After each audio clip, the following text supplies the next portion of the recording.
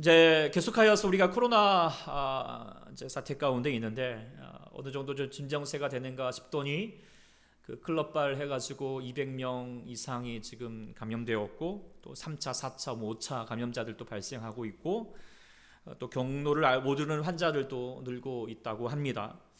지난주에 이제 고3이 등교했고 이번 주에 이제 저학년 유치원 또 이제 참치참치 이제 학교를 가게 되는데 뭐 하여튼 학교를 얘들 보내긴 보내야 되는데 보내도 괜찮나 그런 걱정이 들기도 하는 것이 사실입니다. 또한 게다가 전 세계적으로 확산되고 있는 모습들이 심상치가 않습니다. 이제 유럽과 미국을 넘어서 남미와 이렇게 또 빈곤층에 있는 아프리카에게 더 본격적으로 유행되고 있다라고 하는 것이 좀 염려가 되고 있는 것이 사실입니다. 우리가 5월달 시작하면서 이제 좀 다짐되어서 생활 방역 체제로 좀 괜찮겠다 싶었는데 안심해도 됐겠다 싶었는데 이제는 더 긴장의 끈을 더 놓지 말고 좋아해야 되는 것이 지금인데 어쨌든 또 기도하기를 우리는 더 확산되지 아니하고 또 특별히 예배가 이로 인하여서 지장되지 않기를 우리가 바라고 기도하는 마음입니다. 그래서 속히 이제 좀 빨리 사그라들었으면 좋겠다 생각이 드는데 전문가들이 말하기를 언제 이 코로나 사태가 끝날 수 있느냐, 좀 진정될 수 있느냐라고 말하면 먼저는 전 세계 인구의 약 60% 이상이 하여튼 감염이 되어서 잘 죽지 않고 이겨내가지고 몸에 항체가 생겨서 이렇게 면역력을 키우던지 아니면 두 번째 방법이 뭘까요? 바로 이렇게 백신이 개발되는 거라고 합니다. 어쨌든 첫 번째 방법은 하여튼 끔찍하죠. 네, 그러면 안 되겠죠. 어쨌든 두 번째 방법, 백신이 빨리 나와야 되는데 그것도 나오려면 빨리 나와야 내년 후반이라고 하니까 어쨌든 우리 그때까지 이 어려운 상황을 잘 감당해야 합니다. 어쨌든 길고 긴 싸움이고 또 끝날 때까지 뭐라 하죠? 끝난 게 아니다. 뭐 야구 용어긴 하지만 어쨌든 그런 것을 기억하고 우리가 늘 항상 서로 기도하고 서로 인내하고 또 불편하지만 그렇게 우리 교회도 그것을 잘 감당하는 우리 모두가 될 수 있기를 소망합니다. 그런데 이렇게 코로나 사태를 보면서도 우리가 늘 유념해야 될 것은 우리에게는 이런 코로나 바이러스의 싸움보다도 더 중요한 싸움이 있다라고 하는 것입니다. 그것은 무엇인가? 그것은 바로 죄의 바이러스와의 싸움이라는 것이죠. 그리고 우리가 더 정말 알아야 될 것은 그것이 더 치열한 싸움을 싸워야 되는 것이고 또 어쩌면 더 지독하게 우리 가운데 다가오고 있고 우리의 삶을 망가뜨리고 있는 것이 바로 죄이다라고 하는 사실들을 우리가 기억해야 할 것입니다. 그런데 로마서에서 이런 죄와의 싸움에서 뭐라고 고백을 하느냐? 우리는 이 죄와의 싸움에서 질 수밖에 없다라고 하는 것을 단식하고 있습니다. 우리도 알죠. 우리가 하나님의 은혜를 받고 또 이제 내가 하나님 은혜로 살겠노라고 이제 하나님의 새로운 삶을 살겠노라고 또 우리가 새해를 맞이하면서 또 그런 다짐들도 할 때가 참 많지만 때로는 어떻습니까? 어느덧 내 안에 옛습관들이 스물스물 올라오게 되고 다시 쉽게 무너져 버리는 우리들의 모습을 발견할 때가 참 많이 있지 않습니까? 그래서 이 싸움이 너무나도 쉽지 않고 또 끝날 때까지 끝난 게 아닌 우리가 실감하게 됩니다. 이런 모습에 대해서 로마서 이제 7장에 보면은 7장 24절에 이렇게 사도 바울이 고백합니다. 오호라 나는 뭐라고 하죠? 곤고한 사람이로다. 이 사망의 몸에서 누가 나를 건져낼 것인가? 라고 말하고 있어요. 그러면서 25절 마지막 절에 말하기를 내 자신은 마음으로는 하나님의 법을 그러나 육신으로는 뭐라고 말합니까? 죄의 법을 섬기고 있다는 거예요. 마음처럼 안 된다는 거예요. 선하게 살고 싶지만 하나님 뜻대로 살고 싶지만 그러나 내 육신이 너무 강해서 늘 죄의 법 가운데 살 수밖에 없더라. 죄의 법 가운데 질 수밖에 없더라. 그래서 나는 공고한 사람이다 라고 그렇게 단식하고 있습니다. 그것이 사도 바울뿐만 아니라 우리 모두의 고백일 수밖에 없지 않습니까? 그게 솔직한 우리의 심령인데 그런데요, 오늘 본문 로마서에서는 8장을 딱 시작하면서부터 새로운 국면으로 완전히 바뀝니다. 뭐라고 말하면 예수 그리스도 안에서 우리는 다 공고한 사람이지만 이제는 죄와 사망의 법에서 성령의 생명의 성령의 법으로 우리를 해방되어 노라. 할렐루야. 이렇게 갑자기 선포하는 거예요. 그런데 우리가 이제 이걸 착각하지 않아야 되는 것은, 이제 그러면 우리 해방되었다, 우리 더 이상 이 죄의 싸움에서 우리는 더 이상 싸울 필요 없어, 이제는 내가 정말 하나님 은혜로 이제는 정말 룰루랄라 살 수 있어. 아닙니다. 이게 무슨 뜻이냐면, 이제는 제대로 된 싸움 싸울 수 있다는 거예요. 맨날 뒤져 터지고 질 수밖에 없었는데 이제는 제대로 싸울 수 있게 되었다는 거예요. 그건 무엇인가? 그것은 우리에게 새로운 무기가 생겼기 때문에 장착되었어요. 소위 말하면 바이러스를 물리칠 수 있는 백신이 개발됐다는 거죠. 그 백신이 뭘까요? 그게 뭘까요? 바로 성령님이십니다. 성령님이라는 거예요. 우리가 성령 시대 이전까지는 우리는 이 바이러스와의 싸움에서 우리 스스로 감당했어야 됩니다. 아니, 하나님께서 우리 가운데 율법을 주시고 그 율법대로 살아야 하는 것이죠. 요즘으로 말미암으로 생각하면은 바이러스 우리가 감염되지 않게 해서는 어떻게 해야 됩니까? 우리가 조심해야 됩니다. 잘 지켜야 됩니다. 그래서 마스크 지금도 쓰고 있고, 손 맨날 씻어야 되고, 늘 항상 소독해야 되고, 사회적 거리 들면서 늘 이렇게 조심조심 해야 하는 것이죠. 네. 그런 내용들이 사실 구약의 말씀, 특별히 우리가 신명기 말씀을 여러분들 묵상하시면서 계속 보게 되잖아요. 그래서 이번 주간에 우리 묵상하면서도 가나안 민족을 향하여서 점령할 때에도 한 사람도 살리지 마라. 왜요? 그 우상의 바이러스가 지독하기 때문에, 그 우상의 바리가 우리가 사람의 백성들을 무너뜨릴 수 있다. 이것을 하나님이 경계하셨던 것이고요. 또 우리 가운데서 선한 영향력을 기울일 수 있도록 이번 주 이웃과 이웃의 소나 양이 길을 잃을 때 또 찾아주는 그런 선한 마음도 가지고 있고, 또 뭐 이런 말씀도 있어요. 뭐 집을 지을 때 난간을 만들어서 떨어지지 않도록 조심하게 해라. 또 뭐 결혼할 때 순결을 잘 지켜라. 뭐 이런 이야기까지 해야 되나라고 할 정도이지만, 그것은 다시 말하면 뭐냐? 그만큼 죄의 바이러스가 강하다는 겁니다. 그것을 조심하지 않으면 우리가 거룩한 하나님의 삶을 감당할 수 없다라고 하는 것이죠. 우리가 조금만 부주의하면 내 삶에, 그리고 우리 공동체에 죄가 확산될 수 있다는 것이죠. 그러니 늘 긴장을 가져야 된다. 끝날 때까지 끝난 게 아니다 라고 그렇게 얘기하는 거예요. 그래서 하나님의 말씀을 계속해서 말씀하시는데, 그런데 결국 이스라엘 백성들은 어떻게 됩니까? 실패해버립니다. 하나님의 법보다도 죄의 법을 살아가는 모습들이 성경에서 계속 등장하고 있습니다. 그것이 인간의 실상인 것이죠. 우리들의 모습인 거예요. 사도 바울뿐만 아니라 우리들도 고백할 수밖에 없어요. 우리는 공고한 자들입니다. 이 사망의 법에서 누가 나를 건져낼 것인가 한탄할 수밖에 없는 것이죠. 그런데 우리 하나님께서 이제는 새로운 전략으로 살게 해주시는 거예요. 싸우게 해주시는 거예요. 바로 성령님을 의지하게 하는 것이죠. 구체적으로 어떻게 살아갈 것인가? 8장 13절 말씀을 묵상하실 것 같습니다. 8장 13절 말씀 같이 한번 읽어보겠습니다. 시작. 너희가 육신대로 살면 반드시 죽을 것이로되 영으로 몸의 행실을 죽이면 살린다. 우리가 육신대로 살면, 그렇죠, 죄로 말미암아 우리의 육신이 어떻게 해요? 죽습니다. 감염되어 다 죽습니다. 그런데 우리는 어떻게 살아야 됩니까? 성령으로 살면, 성령에 의지하여 살면 우리가 살게 된다라고 그렇게 이야기하고 있습니다. 그래서 우리가 성령을 의지하는 것이 우리가 살 길이라고 얘기하고 있죠. 이에 대해서 갈라디아서 5장 16절에 더 자세히 말하기를, 너희가 이르노니 너희는 성령을 따라 행하라. 그리하면 육체의 욕심을 이루지 아니한다라고 얘기하고 있어요. 이전까지 우리는 죄에 싸울 때 우리의 의지, 우리 노력, 우리의 어떤 마음 가지고 싸워갔지만 질 수밖에 없었다는 거예요. 그러나 이제는 어떻게 해요? 성령을 따라 살아. 그러면 너희가 육체의 소욕을 이길 수 있다라고 말씀하고 있어요. 이것이 얼마나 우리 가운데 놀라운 소식이 되는 줄 모릅니다. 우리가 코로나 바이러스 빨리 백신이 발견되었으면 좋겠다라고 그렇게 말하겠지만, 사실 우리는 더 좋은 소식이 우리 가운데 있습니다. 우리 죄와 바이러스에서 싸워서 이길 수 있는 성령 우리 가운데 주셨다는 사실, 그러니까 귀한 소식을 우리가 다시 한번 감사함으로 누릴 수 있는 저희가 될 수 있기를 소망합니다. 그래서 우리는 성령에 의지하여서 싸워야 됩니다. 그리고 성령님 충만해야 됩니다.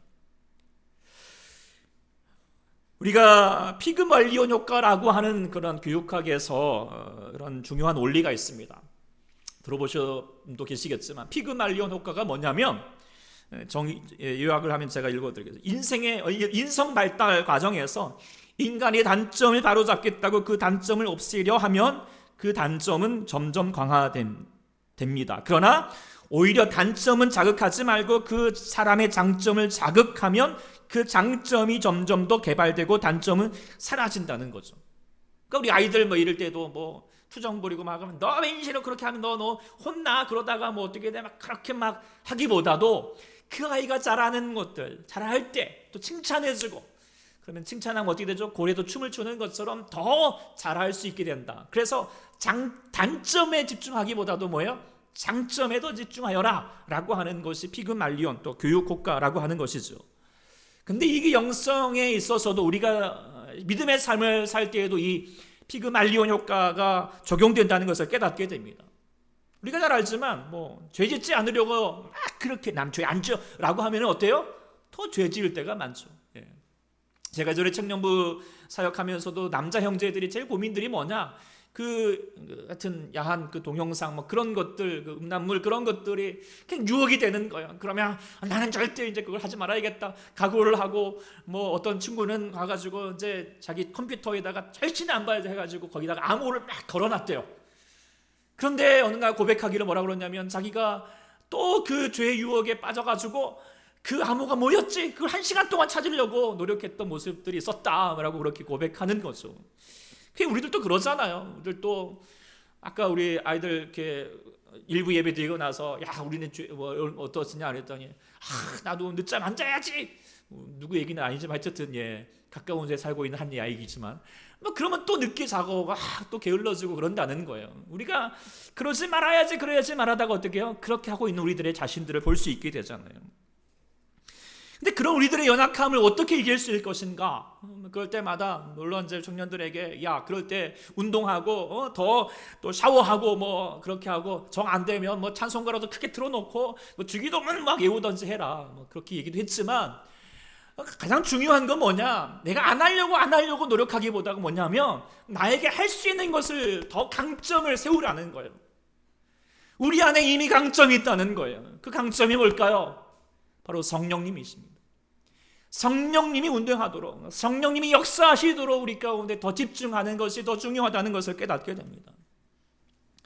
우리가 신명기 말씀에 주어지는 말씀들 우리가 다시 한번 뭐 하나하나씩 주어지는 말씀 정말 우리가 지켜 행하려 하면은 소위 말하면 우리 집 밖을 나갈 수가 없습니다. 집 밖은 위험하죠. 늘 항상 교회에서 있어야 될 것 같고 뭐 그렇지만 그러나 우리가 그보다 더 중요한 것은 뭐냐면 성령님 하나님께서 우리 가운데 새롭게 우리 가운데 역사하시는 것은 뭐냐면 우리에게 이제는 성령을 허락하시고 성령님 안에서 자유하며 성령님 안에서 능력 있는 삶을 살 수 있게 해주셨다라는 것입니다. 그러니 우리는 이제는 성령 충만하기를 더 힘쓰는 자가 되는 것이 우리의 다시 한번 믿음의 삶을 더 살아가게 되는 중요한 원리임을 깨닫게 됩니다. 우리 공동체도 마찬가지인 것 같습니다. 교회에도 우리가 코로나로 말미암아 우리 영적인 삶 여러분들은 아닐 수 있겠지만 하여튼 많이 느슨해지는 분들이 많이 있습니다. 약화되어 있습니다. 예배 참석, 기도하고 말씀 생활하는 것은 많이 무너진 분들도 많습니다.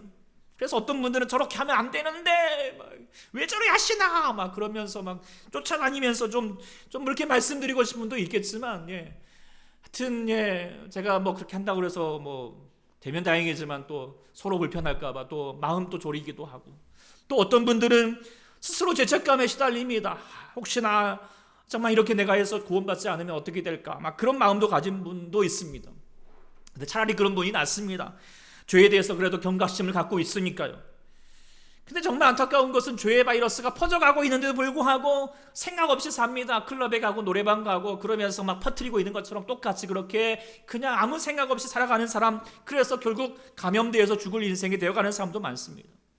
성경에서 그렇게 조심하라함에도 불구하고 뭐 자기가 했던 바이러스 방한 줄 알고 자네는 그 죄 지어도 괜찮아 뭐 그렇게 생각하면서 착각하다가 결국에는 어떻게 합니까? 감염되어서 죽을 수밖에 없는 인생이 되는 사람이 얼마나 많습니까?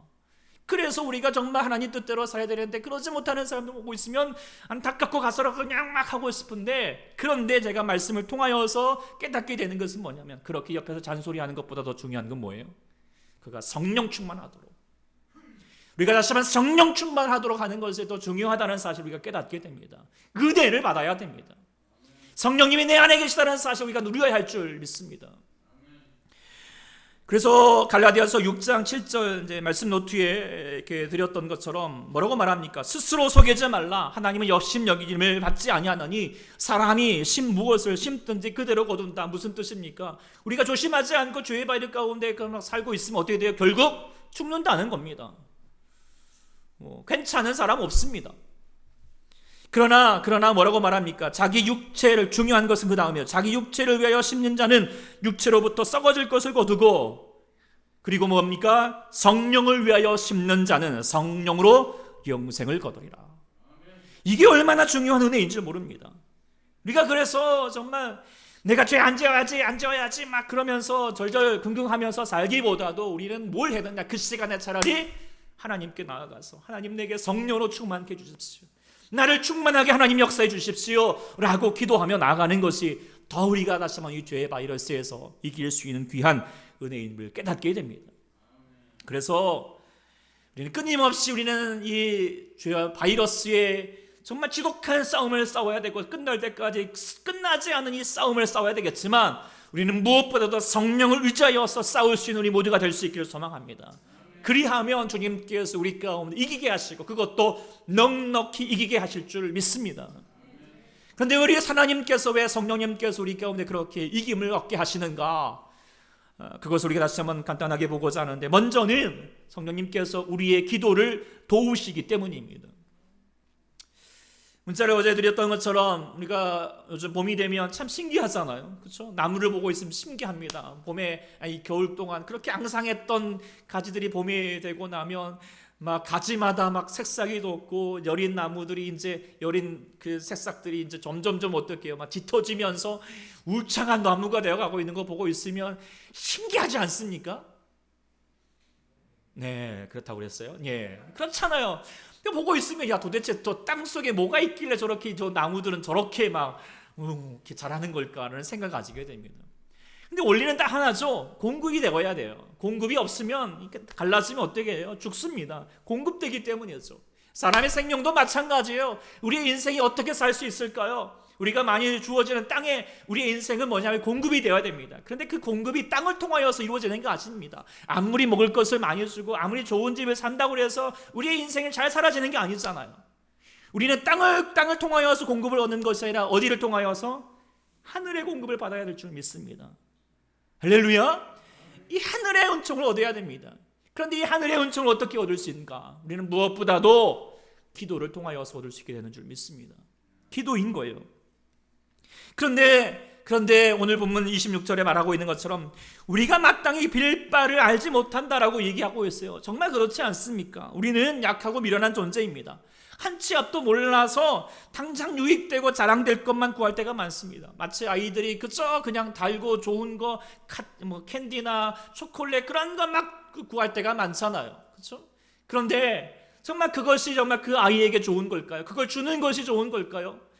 그러나 우리 하나님, 그때 우리 엄마가 옆에서 정말 그 아이에게 필요한 것을 줄 수 있는 것처럼 우리 성령님께서 우리 가운데 마땅히 빌어야 될 것, 우리 영혼을 향하신 하늘의 공급을 구하게 된다라고 하는 것입니다.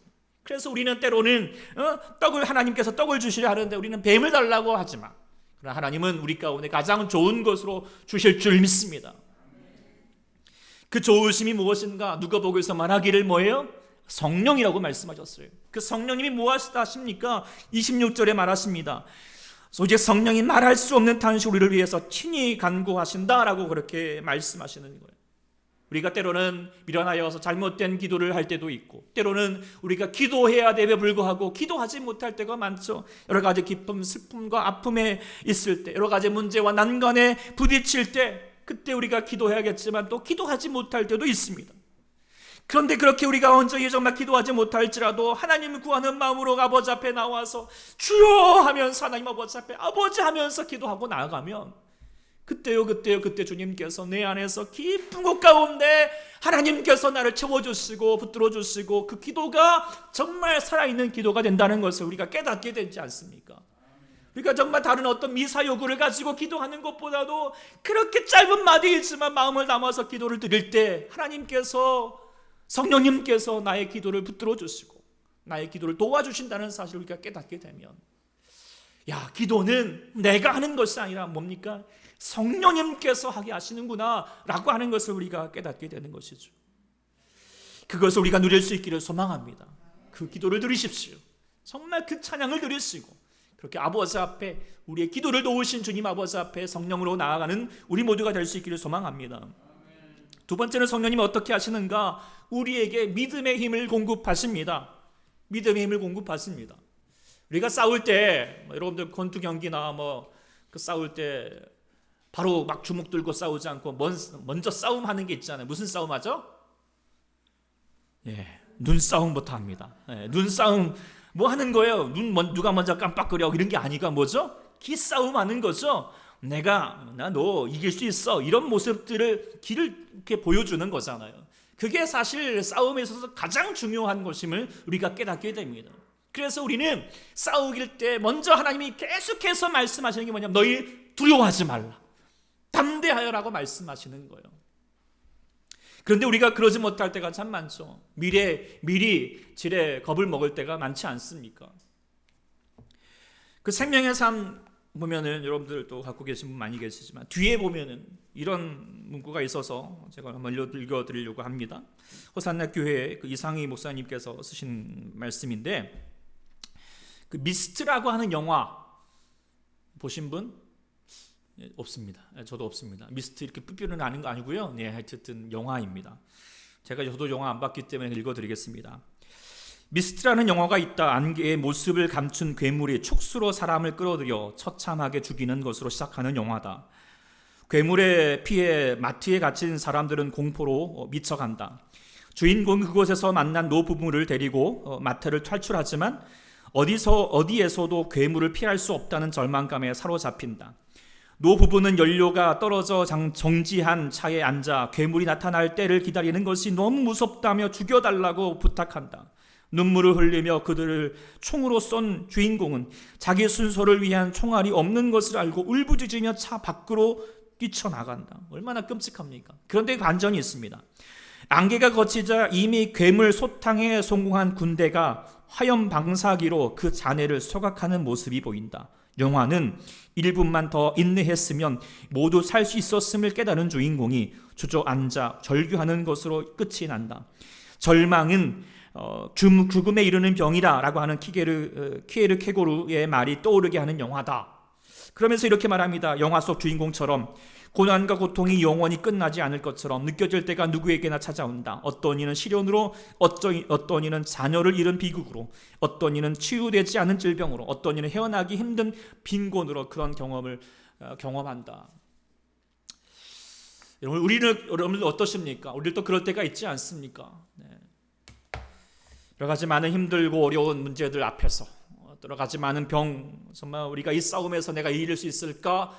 라고 하는 그런 걱정 앞에 우리가 스스로 무너질 때가 있지 않습니까? 지금 이 코로나 싸움으로 말미암아 또 우리는 여러 가지 많은 또 병과의 싸움뿐만 아니라 재정적으로 여러 가지 많은 또 어려움들 가운데 마주하게 됩니다. 과연 괜찮을까? 이겨낼 수 있을까? 라고 우리가 스스로 겁을 낼 때가 많습니다. 그런데 오늘 성령님께서는 우리 말씀을 통하여서 이렇게 말씀하셨습니다. 31절에 뭐라고 말합니까? 그런즉 이 일에 대하여 우리가 무슨 말을 하리요? 만약 하나님 우리를 위하시면 누가 우리를 대적하리요? 누가 우리랑 싸울 수 있겠느냐? 아니 이전까지만 해도 우리가 7장에서는 뭐라고 했습니까? 오라 나는 견고한 자로다. 이 사망의 몸에서 누가 나를 건져내라. 이렇게 하다가 갑자기 왜? 누가 나에게 대적할 수 있겠느냐라고 그렇게 얘기하고 있어요. 왜 갑자기 변모하였습니까? 그것은 뭐예요? 성령님을 통하여서 믿음을 가졌죠. 어떤 믿음? 32절에 자기 아들을 아끼지 아니하시고 우리 모든 사람을 위해서 내주신 이가 어찌 그 아들과 함께 모든 것을 우리에게 주시지 않겠느냐.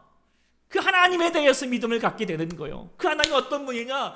독생자 예수를 아끼지 아니하시고 우리를 구원하시려고 십자가 위에서 내어주셨던 주님이시라.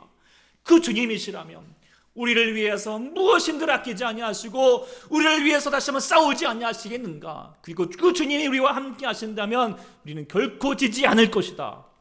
할렐루야. 그런 믿음을 가진 것이죠. 믿음의 사람은 그렇게 싸워가는 거잖아요.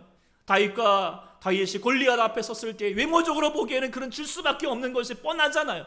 그럼에도 불구하고 다윗은 꿈쩍하지 않았습니다. 더 담대히 나아갔습니다. 너는 칼과 창과 단창으로 내게 다가오지만 나는 만군의 여호와 전쟁의 주인 되신 그 주님을 향하여서 다시 한번 나아간다. 이미 싸움은 끝났어요. 거기서부터. 여러분들도 그런 믿음이 될 수 있기를 소망합니다. 근데 그 믿음은 우리 힘으로 되지 않습니다. 성령님이 도와주셔야 됩니다. 성령님이 여러분들 가운데 믿음을 주셔야 할 줄 믿습니다. 주님이 나와 함께 하신다. 예수님의 이름으로 다시 한번 나아갈 때 누가 내 앞에 서리요?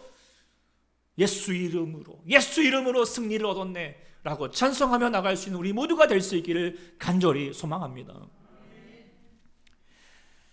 또 세 번째로 우리 성령님은 우리에게 무엇을 공급하시는가? 그것은 사랑을 공급하십니다. 심리학의 그 카와이 섬의 연구라고 하는 아주 유명한 연구가 있습니다. 옛날 연구인데 1955년에 카와이 섬에 태어난 신생아 833명을 대상으로 해서 30년 동안 추적한 삶의 내용이에요. 근데 왜 그렇게 했느냐? 카와이 섬이 이제 하와이 군도의 작은 섬이고 지금은 이렇게 하여튼 예쁜 섬이지만 근데 그 당시만 해도 하여튼 악명 높았던 것이 그 범죄율이 약 80%라는 거죠. 하여튼 사람들이 맨날 훔치고 맨날 하고 죽이고 그런 일들이 다반사인 아주 그냥 하여튼 그런 곳이에요. 그러니까 도대체 왜 저 섬은 저렇게 될 수밖에 없는 것인가? 어떤 사회적인 여러 가지 요소가 있지 않는가 해서 어린 아이들부터 해서 1950여 년부터 30년 동안 약 그곳에 있는 아이들 833명의 아이들을 관찰을 한 거예요. 그런데 예상치 못한 결과가 나타났어요. 그게 뭐냐면 그 열악한 환경 가운데 자란 아이들 중에 특별히 201명인들이 더 열악한 환경이었는데, 그런데 당연히 그 아이들은 정말 그런 문제 아들이 될 것 같았는데 그 중에서 72명은 놀라울 정도로 참을성과 판단력과 자존감을 가지는 참 좋은 아이들로 자라더라는 거예요. 도대체 왜 이 아이들은 그렇게 엇나가지 않고 잘 자라는가라고 봤더니 공통점이 하나 있다라는 거예요. 그것은 무엇인가? 그 아이 주변에는 꼭 그를 향하여서 무조건적으로 받아들이고 사랑해주는 사람이 있더라는 거예요. 그것이 부모가 아닐지라도, 때로는 할머니, 형제, 친척 아니면 양부모일지라도 무조건 그 사랑을 품어주는 아이가 그 옆에 있다면, 그 아이 곁에 옆에 있다면 때로는 여러 가지 어려움이 있을지라도 그것을 이겨낼 수 있는 잠재적인 힘을 갖게 되더라고 하는 것이죠. 그런데 그 반면에 부모의 어떤 또 주위에서 그런 사랑이 없으면 아무리 좋은 환경에 가지더라도 그렇게 잘 자라지 못하더라는 것을 보게 되는 거죠. 지금이야 우리가 잘 알지만 이때는 이게 놀라운 사실이었다는 거. 야, 사람에게 환경보다도 중요한 것이 있구나. 주어진 환경보다도 중요한 것이 있구나. 그것은 무엇인가? 그 사람에게 사랑이 공급되고 있느냐라고 하는 것을 더 깨닫게 되자는 것이죠. 그 사랑이 주어진다면 환경을 이겨낼 수 있다라고 하는 것을 보여주고 있는 중요한 사례죠. 결국 사람은 무엇으로 삽니까? 밥으로 사는 것이 아니라 사랑으로 산다는 것을 우리가 깨닫게 됩니다. 그래서 사랑이 없으면 살 수 없습니다. 주어진 삶의 무게를 감당할 수 없습니다. 그런데 우리가 인간적인 사랑은 늘 항상 우리는 상처받고 상처 줄 수밖에 없습니다. 그런데 성령님께서 우리 가운데 놀라운 사랑을 깨닫게 해주시고 우리에게 공급해 주십니다. 끊을 수 없는 사랑을 우리 가운데 계속하여 부어주십니다. 그 사랑이 무엇입니까? 바로 십자가의 사랑인 것이죠. 우리가 성령 하나님을 만나기 전에는 그 십자가의 이야기가 그저 남 이야기 같습니다. 끔찍한 이야기이고 그저 십자가를 보더라도 우리가 무덤덤하죠. 그런데 우리가 성령님을 경험하게 되면 어떻게 됩니까? 그 십자가 앞에서 하염없는 눈물을 흘릴 수밖에 없지 않습니까? 이게 성령님을 경험한 사람들의 공동적인 모습 아닙니까? 십자가의 이야기가 남 얘기가 아니라 뭐예요? 나를 향하신 이야기구나. 나를 살리려고 그 고통을 당하셨던 그 가슴 절절한 사랑의 이야기구나라고 하는 것을 우리가 깨닫게 되는 것이죠. 그래서 그 사랑을 다시 한번 우리가 붙들게 되면 이제는 세상이 달라집니다. 아니, 정확히 말하면 세상이 달라지는 것이 아니라 내가 달라지는 것이죠. 그래서 주위에 그렇게 미웠던 사람들이 그 십자가의 사랑을 깨닫고 나면은 어떻게 해요? 미워하는 것이 아니라 그에게 더 사랑을 공급해줘야 될 것 같고 더 용서해줘야 될 거고 더 기도해줘야 될 사람으로 여겨집니다. 내 안에 여러 가지 두렵고 여러 가지 내 마음을 짓눌렀던 짐들이 십자가의 사랑이 가득하게 되면 어떻게 됩니까? 하나님께서 반드시 해결해 줄 수 있을 것이다. 합력하여서 선을 이루실 것이다 라고 하는 믿음을 가지고 담대히 나아갈 수 있게 되는 것이죠. 그래서 왜 그렇게 기세등등할 수 있게 됩니까? 바로 그것은 사랑이 공급되었기 때문이죠. 사랑하는 여러분에게도 사랑이 공급될 수 있기를 소망합니다. 성령님은 그렇게 우리 가운데 도와주시는 거예요. 우리를 기도할 수 있게 해주시고 우리 가운데 믿음을 허락해 주시고 우리에게 사랑을 공급해 주셔서 우리가 그 여러 가지 우리의 문제 속에서 또 죄와의 싸움에서 넉넉하게 이기게 되는 줄 믿습니다. 우리는 코로나뿐만 아니라 죄의 바이러스라서 끊임없이 싸우고 있습니다. 그런데 우리가 아무리 싸워도 우리의 힘으로는 감당할 수가 없습니다. 우리는 늘 항상 끝날 때까지 끝나니 아닌 것을 우리가 기억할 수밖에 없게 됩니다. 내가 싸워서는 끝낼 수가 없습니다. 그러나 다시 우리가 기억해야 될 것은 내가 싸우는 것이 아니라 바로 내 안에 성령님께서 싸우도록 해야 할 줄 믿습니다. 그러니 우리는 성령님을 깨워야 됩니다. 성령 충만해야 됩니다. 그래야 사는 것입니다. 오늘 말씀이 그냥 말씀으로 들려지지 않기를 원합니다. 정말 이 말씀이 여러분들 가운데 실천될 수 있기를 소망합니다. 우리가 여러분들 어떻게 예배 가운데도 정말 성령으로 예배 드리셨습니까? 찬송할 때도 하나님 아버지 앞에 성령으로 찬송하셨습니까? 아무리 우리가 박절을 하고 악기를 치고 아무리 멋있게 하여도 성령으로 예배하지 않으면 그것은 그 예배는 공허한 것에 불과한 것입니다. 주님만이 나의 힘이 되시고 주님만이 나의 능력이 되신다라고 말씀하실 때 정말 마음을 다하여서 성령님 의지하여서 그렇게 찬양하셨습니까? 주님만을 의지하리, 주님만을 경배하리. 정말 여러분 마음에 성령님이 찬양하도록 하셨습니까? 아니면 자기 육체로 찬양하셨습니까? 제가 판단할 수는 없겠지만 근데도 왠지 보면은 그러지 못한 분들이 많은 것 같아서 안타까울 뿐입니다. 교회되게 예배되게 하는 것이 무엇일까요? 그것은 교회가 사이즈가 크고 사람들이 가득 차 있는 것이 교회가 아닙니다. 예배가 아닙니다. 오직 무엇입니까? 성령으로 드리는 예배가일 줄 믿습니다.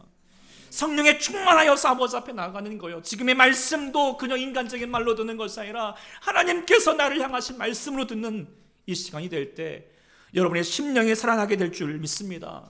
그래서 기도하십시오. 아버지 앞에 나아가십시오. 정말 마음을 다하여서 나아가십시오. 그래서 이 예배도 정말 여러분들 영으로 예배 드릴 수 있기를 소망하고 정말 또 바라고 원하건대 또 목장 모임도 그냥 우리가 말씀 나누는 걸로 끝나는 것이 아니에요. 말씀 나누고 그 마무리는 어떻게 해야 돼요? 성령 안에서 마무리해야 돼요. 기도해야 돼요. 그래서 우리가 그렇게 기도하고자 하고 또 여러분들 간구하기를 금요일 기도에 좀 나오십시오. 정말 금요일 기도에는 기도하는 시간입니다. 성령 충만한 시간입니다. 그리고 여러분이 살아갈 수 있는 그 힘을 얻는 시간이 되는 줄 믿습니다. 아멘.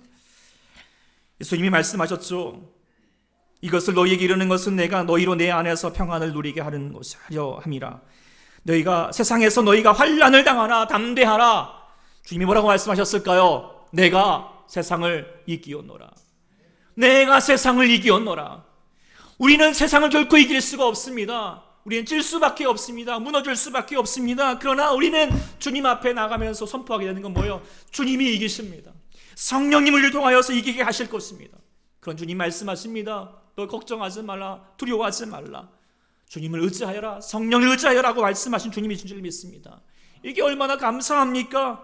우리는 내 힘을 믿고 의지하면 넘어지고 쓰러질 수밖에 없고 상처받을 수 없기밖에 없지만 성령님을 의지하게 되면 우리 모두 넉넉하게 이기게 될 줄 믿습니다. 넉넉하게 이기셔서 승리하는 우리 모두가 될 수 있기를 간절히 축원합니다. 기도하겠습니다.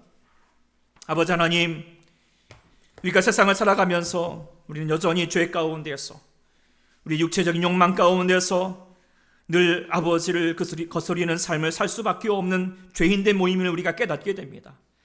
그러나 주님, 이제는 우리가 주님 아버지 성령에 의지하여서 다시 한번 나아가기를 소망합니다. 하나님, 주의 사랑하는 성도들에게 성령 충만하게 하여 주시옵소서. 성령 충만하게 인도하여 주시옵소서. 성령님이 누구신지 알게 하여 주시고 우리 속에서 가득 역사하실 성령님을 의지하여서 나아가는 자가 되게 도와주셔서 이 선한 싸움에서 넉넉히 이길 수 있는 사랑하는 주의 성도가 되게 하나님 인도하여 주시옵소서. 간구하며 예수님의 이름으로 간절히 기도드립니다. 아멘.